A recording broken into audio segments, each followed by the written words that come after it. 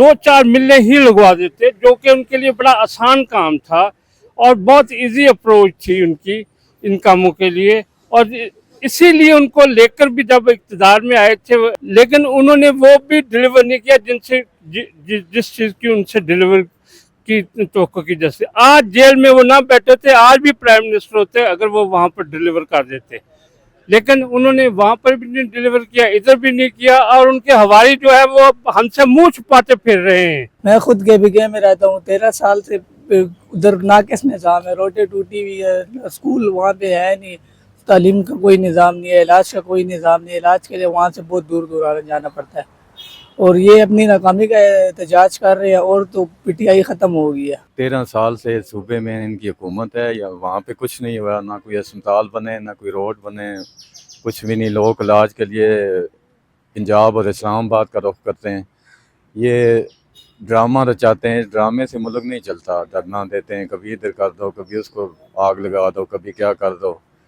یہ ان پہ پابندی ہونی چاہیے، ایسے ملک نہیں چلتا۔ ملک ان کے ہاتھ میں دیا تھا، سب کچھ تھا، انہوں نے ڈرامہ کر کے ملک نہیں چلا سکے، تو ابھی اس کا تحریک انصاف پہ پابندی ہونی چاہیے۔ دیکھیں کہ PTI KPK کی طرف اندر احتجاج کر رہی ہے، جو حکومت بھی اس کی تھی، لیکن اب احتجاج کا مقصد نہیں رہا، کیونکہ جو ان کی ٹولی ہے، جو ان کا نظام تھا، وہ درم برم ہو چکا ہے۔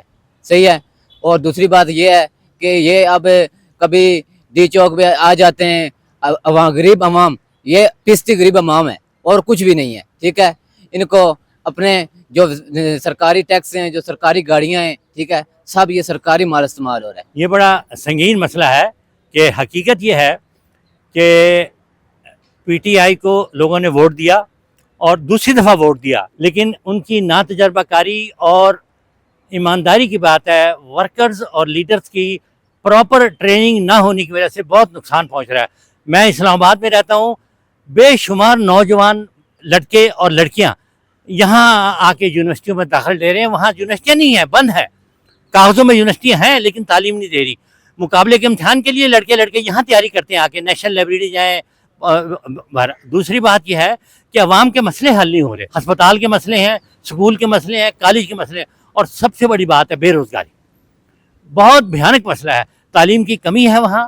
اور اب وہاں گورنر صاحب کچھ کہتے ہیں، لیکن جو بھی کہیں گورنر اور چیف منسٹر کا تو بالکل تجربہ ہے ہی نہیں نا، وہ تو کل کا بچہ میں تو کہتا ہوں اسے۔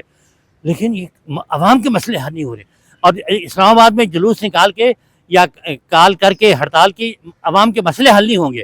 ہائی لائٹ ہو سکتے ہیں، مسئلے ہو جائیں، لیکن مسئلے حل نہیں ہوں گے۔